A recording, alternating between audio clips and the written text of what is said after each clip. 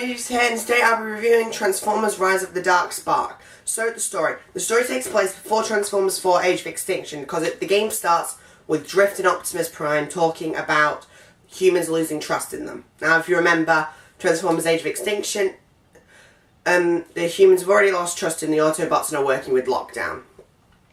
So, the story. The story is actually split up into two separate story campaigns. The bit that takes place on Earth and Cybertron during the war. Because of this, the story feels kind of disconnected and somewhat clunky. I couldn't really get that invested into the story because it was constantly switching between the different time periods. One moment I could be seeing Lockdown in on Earth, next moment I'm in the middle of Cybertron with Cliffjumper. So yeah, the story is very disconnected, but what isn't disconnected and what is actually fun is the online mode. I got to play with some of you guys in the online mode, which was very fun, but it's very, very, very buggy. I saw tons of people coming outside of the boundaries and just being in the area where the enemies spawn, which you shouldn't really be in. But now let's go over to the gameplay. Now let's talk about the gameplay. The gameplay is an over-the-head third-person shooter with Transformers. And that's it. Moving on.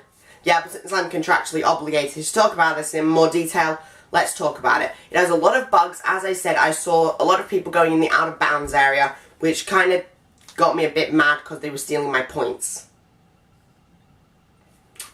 But overall, the game is fun and it has loads of guns. Rust guns, slingshot guns, guns here, guns there, guns everywhere. And not to mention, when you went into car mode, you had missiles. Oh my god, that was amazing.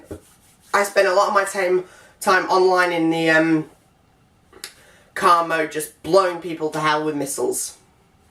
So now let's talk about how it looks. So how does the game look? It's not good and it's not bad. It's okay. It has a lot of bugs, again, graphical bugs, gameplay bugs, loads of bugs. But now let's move on to the final rating. The final rating for Transformers Rise of the Dark Spark is a 5 out of 10. When I first played it, I thought it was the best game ever made. But now that I'm older and I've got a lot more experience in gaming, I think it's a 5 out of 10 game. And I know IGN gave it a 3, I don't see why, it's a decent game. But I'm going to give it a 5, because I have my own opinion. So, I'll see you guys on the next FunReviews. Bye!